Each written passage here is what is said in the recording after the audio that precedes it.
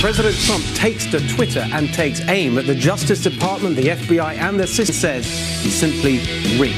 You've got an FBI agent dismissed who very clearly had a bias when he was investigating Hillary Clinton, has a bias when he's involved with the president, and now that bias is known by everybody. The clock is ticking as the House and the Senate face two major deadlines: passing historic tax reform and avoiding a government shutdown. What we've got is a situation where this economy is going to grow. President Trump's son-in-law and senior advisor making a rare public appearance. You know, we're here to serve the country, and we'll look back and we'll say, did we spend every minute we could to push as hard as we could on the issues we cared about? The NFL's multi-million-dollar donation aimed at stopping anthem protests isn't going very well. At least 25 players either sitting, kneeling, or raising a fist on Sunday. The ACLU in Beverly Hills giving former quarterback Colin Kaepernick a Courage Award. We all have an obligation, no matter the risk and regardless of reward, to stand up for our fellow men and women.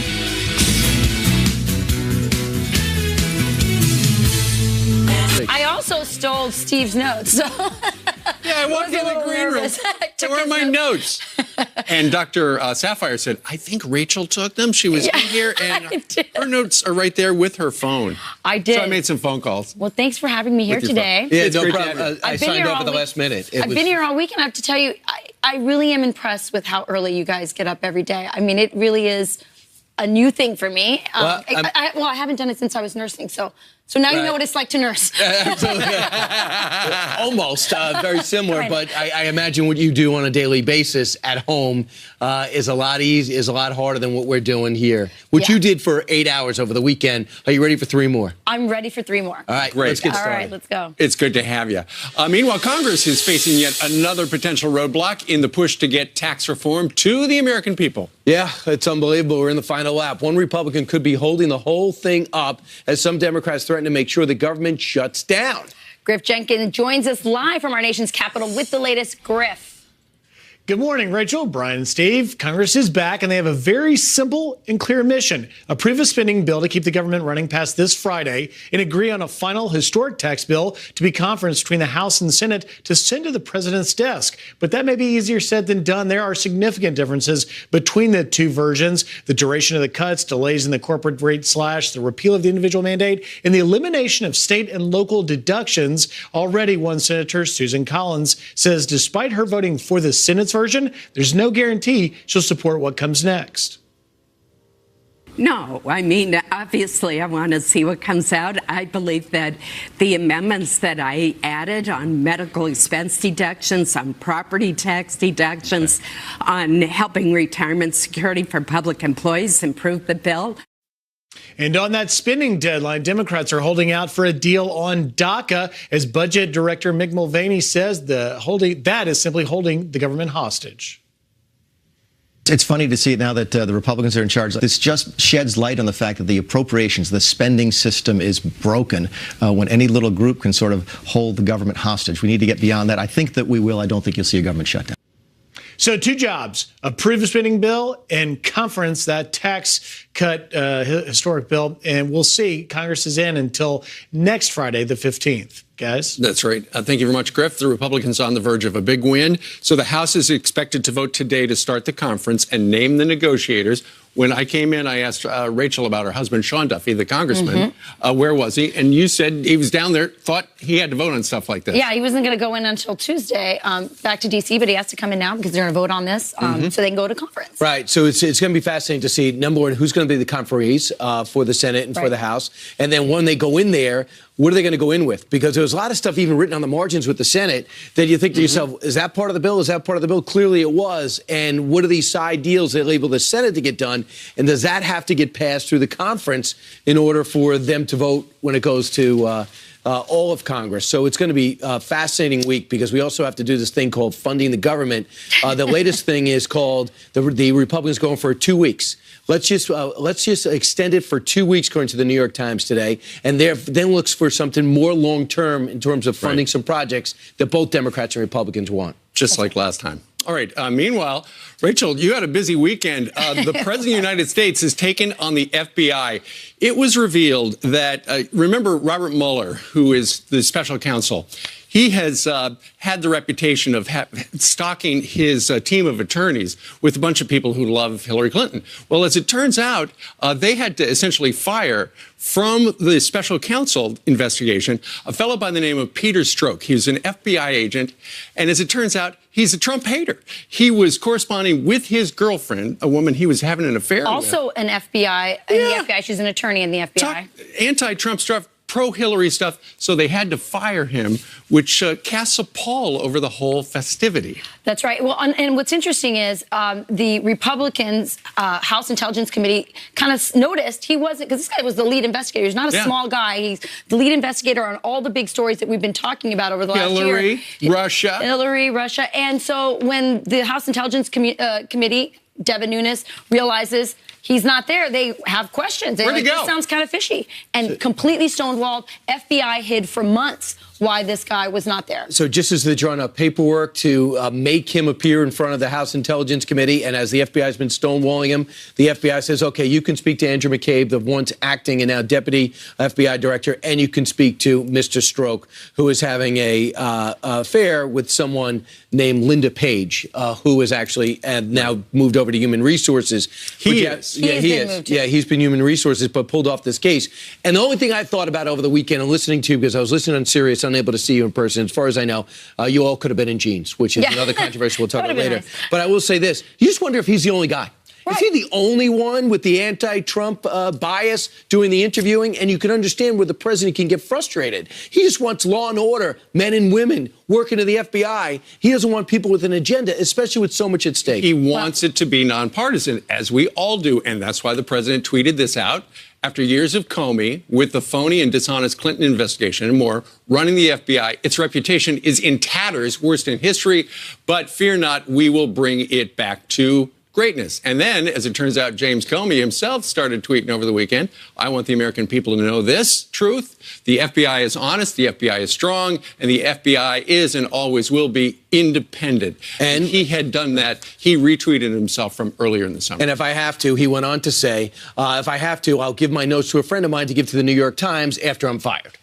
Did we have time? Did that go out? It didn't actually fit in the list. That could have been a crime. Right. Well, and I think that what it calls into question is all these investigations. You know, this Peter Strzok was in charge of interviewing Hillary Clinton.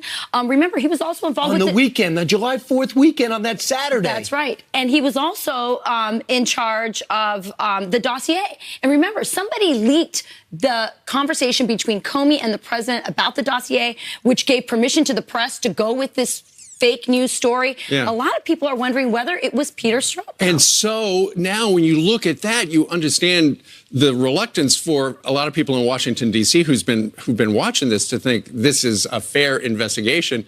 Ultimately, as Ben Shapiro said on the channel, it's all about trust in government. Do you trust knowing that they had an FBI agent who hated the president running the investigation?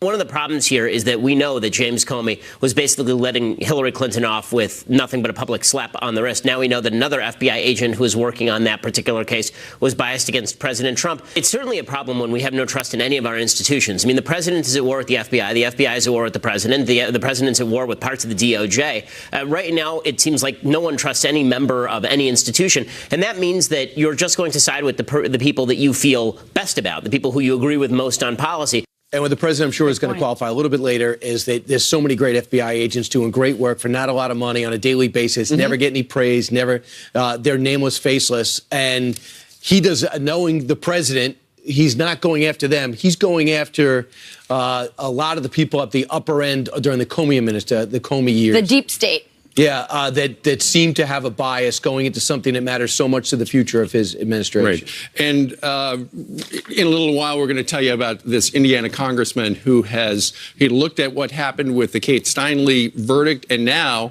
to crack down on sanctuary cities, they will hold local lawmakers essentially responsible for some of the of their actions if they violate the law, up to $1 million fine and 5 years in prison. Congressman, really something. Wow, Congressman Todd Rokita, his bill out of Indiana, he's pushing this back because he sees the frustration the Justice Department's having, getting these cities to not be sanctuary states and having these judges stop the Justice Department from keeping back funds because they're violating the law. Right. We'll talk to Kellyanne Conway about that. In the meantime, Jillian's here with some headlines. Good Monday morning. Our set is so festive. I know it. I love it. It's the season. I know. We do have some breaking news, guys, so let's get to that right now, starting with this Fox News alert.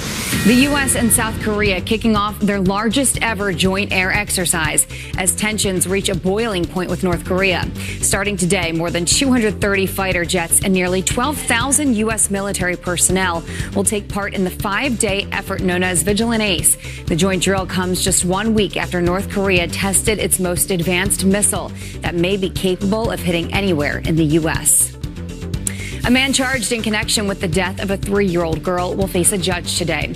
Earl Kimry, the live-in boyfriend of Mariah Woods' mother, is accused of hiding the toddler's body in a creek 25 miles from their North Carolina home. He has a long criminal history and claims to be the last person who saw the child alive. It's not known how Mariah died or who is responsible for her death.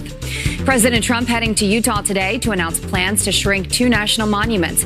Bears Ears National Monument, created by President Obama last year, expected to be reduced by 85%, and the Grand Staircase Escalante National Monument could be cut in half. The announcement coming months after the president ordered Interior Secretary Ryan Zinke to review 27 national monuments created since the 90s.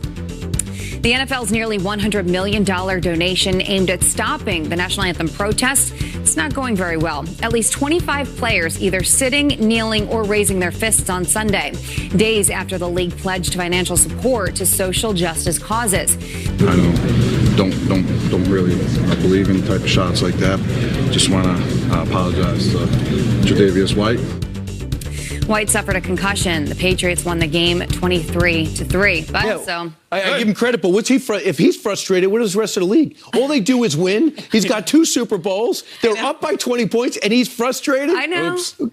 Please. He'd like a do-over. But at least someone apologized. I'm frustrated. It doesn't mean I'm going to come over there and hit you guys. Thank you, Kelly, because you keep winning, and you have no right to do that. All right. Thank you. Meanwhile, 12 minutes after the hour, okay, dare I say 13, the NFL can't stop the anthem protests, and now Colin Kaepernick, the man who started it all, is being honored for bravery. And we just told you about the FBI agent removed from the Mueller probe. Now Congress is demanding answers about his role in the Clinton email scandal. Congressman Ron DeSantis is live. He's heading the charge into 2 other Clinton probes. He's next on Fox and Friends. Republican lawmakers demanding answers as an FBI agent is pulled from the Mueller probe and his role in the Clinton email investigation under review after he was caught sending anti-Trump and pro-Hillary texts. Republican Congressman from Florida, Ron DeSantis, sits on the House Oversight Committee. He's been leading the charge into 2 other Clinton probes. Joins us live now. Good morning to you. Good morning. So this Peter Strzok, who had been one of the lead investigators on the Mueller probe, he'd been involved in the Hillary email thing, now the Mueller probe with Russia. Turns out he hates Trump. Well, and the thing is, if you look at the Hillary probe, remember all the things that were curious about it. Comey drafts the letter, exoneration letter, 2 months before she's even interviewed. Right. You have all these crazy immunity agreements with all the Clintonites, which there was really no use of the grand jury. Comey edited his statement from saying grossly negligent, which is what the statute said, to extremely careless. So it was almost as if they bent over backwards not to make a case against Hillary. With the Mueller probe, I mean, they're just scorching the earth, finding whatever little ticky-tack charge they can find on anyone, even having nothing to do with Russia collusion. So when you see the lead investigator in both of those was a partisan for Hillary and was anti-Trump, it undercuts the legitimacy of both of those investigations. Absolutely, because people looking in, we want our FBI, our Department of Justice, to be nonpartisan. But now it looks, because the Inspector General at the Department of Justice apparently unearthed these text between Peter Strzok and the woman he was having the affair with, and suddenly it just hits the fan. Yeah, and the thing is the special counsel was not upfront about this. I mean, this happened months ago, and just now this news is finally hitting. Devin Nunes has been trying to get this information from DOJ and the FBI for months, and they've stonewalled every step of the way. So if you're just trying to search for truth, why are you stonewalling the answers that the American people deserve? So now it sounds as if they will provide to the congressional leadership interviews with this guy, Peter Strzok, also Andrew McCabe, whose wife ran for Congress as a Democrat down in Virginia, and the handler, the FBI handler of the fella who did the Trump dossier. I think we're finally going to be able to connect some dots, aren't we, unless people start taking the fifth? I hope so, but they've shown a pattern over the last year saying, okay, we will comply. And then the compliance isn't quite 100%. It's maybe half. So we need to make sure we get all the information. And I think Devin has been very clear. We're going to hold you in contempt if you don't give us the information that we're entitled to. And we need to pursue the contempt if they don't give it to us. ABC was promoting, they had the smoking gun on Friday morning. They had the news alert with Brian Ross that said that before he was elected, President Trump told Michael Flynn, go contact the Russians, which would be collusion-ish. But as it turns out, he told Mike Flynn contact them after he won. Right, and we don't even know, I mean, now it's senior transition official, so it may not even been the president, but there's nothing wrong in a presidential transition from reaching out to other countries. And the main reason they were doing it is because the Obama administration was pursuing a big anti-Israel resolution at the United Nations. They were saying, look, we're going to have a different position on this. Maybe, wait until we get into office. I mean, there's nothing illegitimate about doing that. All right. And for the people looking in, so far, no, they're there, even though some of the Democrats on the Sunday shows we're talking about were really close. Well, none of the indictments or pleas have had anything to do with collusion during the campaign, nothing at all. And so that tells me there's no there. Congressman DeSantis, thank you very much for joining us live. Yep. All right. Meanwhile, we've been getting a lot of questions about taxes and health care, like this one from our viewer, Steve. Will it repeal the penalty tax people have to pay if they are unable to afford health care? We're going to answer your questions about health care impact coming up next. All right, time now for some quick Monday morning headlines for you. All bets are off in Washington today because the Supreme Court is set to hear a case that could legalize sports gambling nationwide. Right now, the only state that allows it is Nevada. New Jersey voters approved sports gambling in 2011, but several pro teams sued to stop it. An estimated $150 billion are illegally wagered on sports every year. Now to a Fox News alert. CVS is buying health insurance giant Aetna for $69 billion. Experts say joining forces could make it cheaper and easier for Americans to get medication and health care. Deal is not done yet. Regulators still have to approve it. We'll keep you posted. All right, Brian, Rachel? All right. Hey, we've been getting a lot of questions about the Republican tax plan from the House and Senate, and we're not experts to tell you the details. So here to answer some of those questions is Dr. Nicole Saphier. Thanks for coming. Good morning. We have a lot of questions, so we're going to get right to it. So the first question comes via email from someone named Peggy, and Peggy says, no, the tax is not part of this bill. However... Oh, no, I'm sorry. Will this plan roll back businesses being taxed for providing health care insurance that took effect under Obamacare? So the answer to that is actually no. It's not part of the bill. Yes, you were. Thank you. You want to continue? So, no, it didn't specifically roll back the taxes on the insurance companies, but the insurance companies are going to benefit from the corporate tax decreases as well as some of the improvements for small businesses. So they will be seeing help in that way. But no, does not specifically take away that tax that's implemented under the Affordable Care Act. And of course, we still have to see a final bill signed into law because they got to merge the merged beliefs beginning today. Meanwhile, this email from Steve. Steve says this: will this plan repeal the penalty tax individuals have to pay if they are unable to afford health care? That's a huge one. That is the stark difference between the House bill and the Senate bill. And although it does not do away with the requirement to have insurance, it does away with the fine. So therefore, people are no longer going to be financially penalized for not having health care. And that is a big deal. So think about this. These exchanges are going maybe more and more expensive. Deductibles are going higher and higher. And then you say, I can't afford that. Okay, then take a penalty. That's a horrible cycle. That's the big problem, is that you have people that can't afford health insurance, and now you're penalizing them and having them pay even more money because they can't afford health insurance. And so these people are suffering. So this is a big win for them. There were some late night, early morning handwritten amendments in the margins to make sure that we're stabilizing the market share or the marketplace for this. But, this is a big win for the GOP in this tax bill. If it is able to get out of the Senate. It's not in the House, it's in the Senate. That is a huge difference. Right. Yeah. And in the past, the House has not been able to repeal this mandate. So whether or not they're going to get that out this week, I'm not sure. All right. So here's an email from Glenn. My 86-year-old uncle relies on the deduction for assisted living expenses to be able to afford to live at his assisted living facility. Will that be the case? And this is also the number 2 big difference between the House and the Senate bill. Being able to deduct your medical expenses. And although only about 9 million people really use this when they file their tax returns, of those 9 million people, this makes a big difference for them, especially a lot of senior citizens, people who are disabled or in long-term assistance facilities. The Senate bill, yes, you are able to deduct your medical expenses, and it makes it even better. No longer do you have to reach the 10% threshold of your income. They've actually dropped it down to 7.5%. Wow. And that is a big deal, and that's going to help a lot of people. This email is from a man, so I'm going to you do it because I have probably more apt voiceover. Steven says this: how will the new tax bill affect Medicare? That's a great question. And although there's nothing specifically in the bill changing Medicare, there is going to be a trickle-down effect. Whenever you introduce more deficit to the budget, something that calls PAYGO or pay-as-you-go kicks into action. And that essentially is you have to cut. And some of those cuts come to Medicare. Medicare is capped at 4% cuts.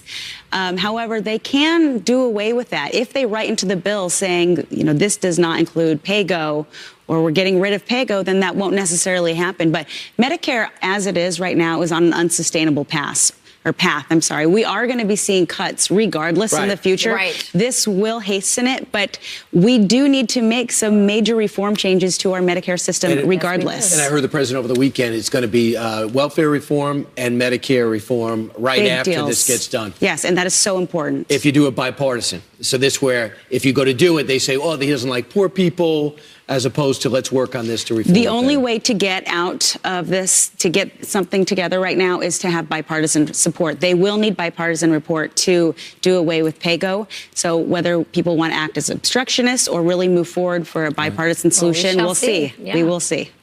All right. Thanks, Dr. Sapphire. Thank you guys for having me. All right. President Obama has been out of office for almost a year, but his apology tour continues, kinda. I grant you that at the moment we have a temporary absence of American leadership on the issue. Yeah, we're out of the Paris Agreement. That's temporary, maybe not.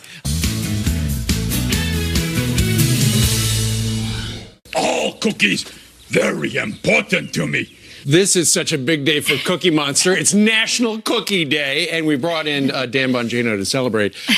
These are cookies from Insomnia Cookies. This company was actually started in a dorm room at the University of Pennsylvania back in 2003. Right, and they deliver cookies, which I was thinking, of course, great place to deliver cookies is a dorm room, right? Why not?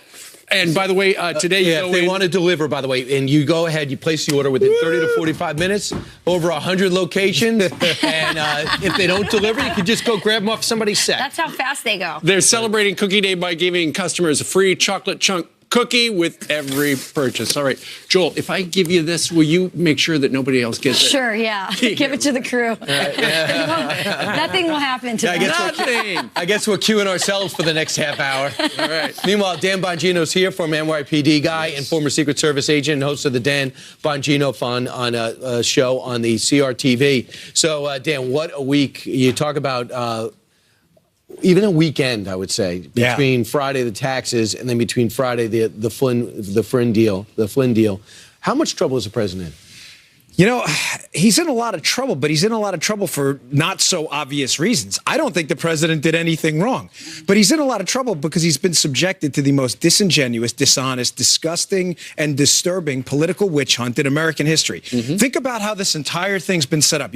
Byron York has a killer piece in the Washington Examiner today about the Logan Act. This started with the Logan Act. Never before prosecuted. Brian, the federal equivalent of jaywalking. Like, if someone said, hey, Ducey got arrested out front for jaywalking, everybody on the set would be astonished. Well, why? It's against the law. Because no one's ever been prosecuted for that in New York. Right. Well, but at the federal level, Logan Act, never before, and that started this entire thing. This is a witch hunt, nothing more. The big headline, though, for a lot of people is, we'd heard that Robert Mueller had a bunch of Democrats, lawyer, investigators on his team. Now, as it turns out, one of the top investigators at the FBI, who was involved in the Hillary Clinton email server and then the Russian collusion case, is a Trump hater. He was exchanging anti-Trump, pro-Hillary texts with his girlfriend who worked at the FBI. And Steve, if you read some of the reporting, I think it was James Rosen who wrote the piece at Fox News, which I covered extensively. There are sources in the FBI who were deeply troubled by this, who said, hey, there's documentary evidence that this guy's been involved in everything. Think about this. If this entire thing was due to a guy at the management level of the FBI who somehow may have gotten hold of this dossier and used this as a pretext to investigate the president of the United States on false charges, using the the investigative arm of government. I mean, what are we in, a third world republic right now? That's deep state right there. And it's funny, they all laughed at us for saying deep state stuff, and it looks like it's real. But will this undermine, are they going to go back and look at the Hillary Clinton investigation? Does this undermine the Mueller investigation on Flynn, on Trump? I mean, what do we got here? Rachel, I don't understand how this Mueller investigation at this point has any credibility left. I mean, where's the scheme? Andy McCarthy's another one's been doing great work at National Review. He writes this great piece where he says, where's the scheme? Show me the money. Like, where's the beef? You got, so far we've had 3 investigations. We've got 2 fibbers. You got Flynn and you got Papadopoulos arrested for fibbing, a charge in my experience as a federal agent. Well, you can't lie to the FBI. No, you can't. It's unquestionably a crime, Steve, but you can't jaywalk either. Right. The point is that, are you using it because it was really a crime of national interest, or were you using it to shake down Flynn, which I believe is what happened? Which is Papadopoulos, too. It's like, I got you on this. I'm going to prosecute you on this unless you start maybe wearing a wire and go talking to these people. So could I tell me if this is oversimplification? There's collusion that people are supposed to be looking into when he was a candidate. What Flynn is talking about and what people are talking about is the period of time when he won the election up until he got the job. That's the Brian Ross story. That's the Brian Ross. So what happened in that gap is different from looking into what happened in August and September. And nothing has come up in August, September, October, and November that shows the Russians will work with the Trump campaign to win or tilt an election, right? We're just talking about that period in between. I don't mean to make light of this, but the hysterics around this case are incredible. Russian collusion to win and alter an American election was the entire premise of the Democrats thing. Now all they have is that there was this alleged collusion after they won how do you collude to win an election after you won the election? Right. I mean, this is insanity. And the Obama administration, they saw no problem, didn't put any sanctions on until after the election on Russia, then says it's the equivalent of a 9/11. Really? That equivalent that you knew about in September did nothing for 4 months? Brian, Mark Toner, the Department of State spokesperson for Obama, is on tape. Like, you guys, ladies, you can go watch this yourself, is actually on tape saying, we know Flynn's meeting with them. That's their business. They're the transition team. That's what they do. And now all of a sudden it's the biggest crime in U.S. history? I mean, this is insane. And what Mike Flynn did is say, listen, did you talk to Russia? He said no. And it turns out, we got you on our wiretap. So it was a mistake. A huge mistake. But basically, if he said yes, it's no problem. So there was no reason for him to lie. There wasn't. Because what happens is, a lot of times, if you're not doing anything wrong, and someone asks you, and you say to yourself, no one's going to believe that I'm not doing anything wrong, so I'm just going to say that. Yeah. And also, there was a theory out there that Mike Flynn didn't even remember because he was on vacation at the time when he allegedly had this call. I feel for Flynn. I do. I was a federal agent. And again, I'm not saying you're right. Steve, 1001, lying to a federal FBI agent is a crime. No doubt about that. And he was a little shady with the dealings with Turkey and all that. So, I mean, let's be honest. Should have disclosure. I bet if he could go back and do things differently, he would. The only point I'm trying to make is my experience as a federal agent. I have never seen a serious crime charged with, 1001. You only charge 1001 lying to the FBI when you literally have absolutely nothing else to do. And so what does that tell you? That tells you they have nothing. Someone said to me on a debate on Judge Jeanine this week, and Chris Hanna was debating him. He goes, this is the tip of the iceberg. Okay, we've been hearing that for a year. Where's the iceberg? Where's the iceberg? The theory is because you only got 5 months. And they said for him to get that sweet a deal, he's got to have promised something else. All right, Brian, everything else is leaked, including the fact that Trump wears pajamas watching Fox and Friends. No, Google that. That's actually leaked. I'm not kidding. Everything's leaked, including his attire in the morning. Well, that's a violation. There's a crime. That's a violation of my act, because I say get Kill dressed Meat every Act? day. Is that the Kill Meat Act? It's the Kill Meat Act. But the Kill Meat Act is about as serious as the Logan Act, which is not serious at all. So. I had no idea. All right, Dan, eye-opening appearance today on Fox and Friends. Thank you. I hope so.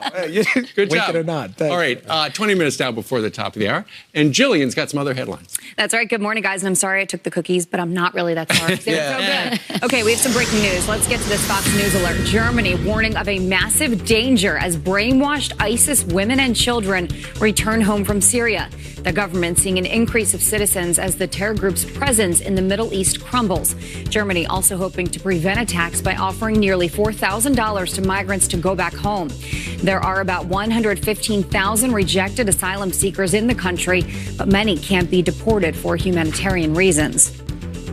The VA under fire again, this time for hiring doctors that put our nation's heroes at risk.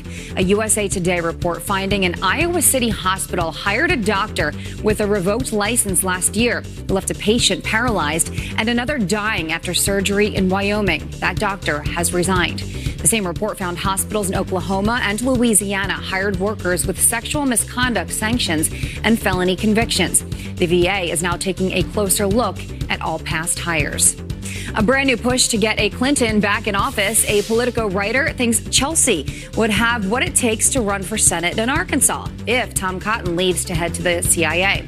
The article suggesting she has the best chance in the family to win in their home state since she has good name recognition and isn't surrounded by scandal. Cotton could replace Mike Pompeo at the CIA if he's tapped to take over for Rex Tillerson as Secretary of State. Let's look at your headlines. What were you asking Siri over there? I was asking the Dan Bongino question. It didn't About find the pajamas? This is what happens, guys, on live TV. That's all. Thank you, Jillian. Yep. All right, Congress gets back to work today on tax reform later this morning after a big win over the weekend. Senator Shelley Capito voted for the bill. What does she see in the future? Does she want any changes? We're going to ask her because she's next on Fox and Friends.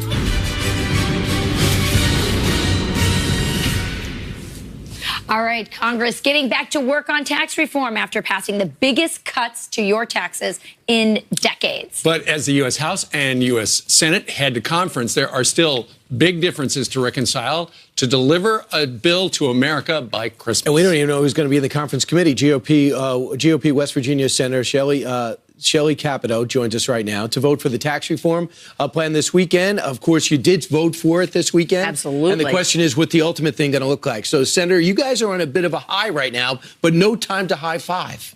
No, but we are at the 10-yard line. We are on the way. I mean, I think we moved the Senate bill to look a little bit more like the House bill so we could iron out differences. I think in an easy fashion, some of the major differences are pretty much gone. What's your biggest concern? Well, time is always a problem. Mm-hmm. And the more time that goes, I think the more nitpicking and the more likelihood that one member or another may find a certain thing they don't like. So I think we need to be compact here. We need to have a good conference, listen to ideas, and move it forward as quickly as possible. Mm-hmm. So liberals are on the attack, and no surprise on this GOP plan. They're actually invoking Jesus, the Bible. Isn't this the height of hypocrisy? I mean, these are the same people who promoted and supported Obamacare, which hurt people's religious liberty, forced the Little Sisters of the Poor to choose between insurance and their religious conscience. Well, if I could just respond to that. I mean, I live in a state, West Virginia. Over the last 8 years during the Obama administration, our economy hit the tank. I didn't see people coming out calling, in a religious way how horrible this is, right, that people are out of a job and can't work. So I think what we need to keep focus on is getting this economy moving, getting people back to work, and that's where I prefer to put You're so right. Millions of people fell into poverty under the Obama economy, and the liberals never talk about it. Here's one of the tweets that Chelsea Handler, the comic, said. What Republicans did last night to the poor and middle class in this country to reward huge corporations and the very wealthy is sickening. So for all the religious beliefs you hold, rewarding the people who fund your campaigns must be somewhere in the Bible.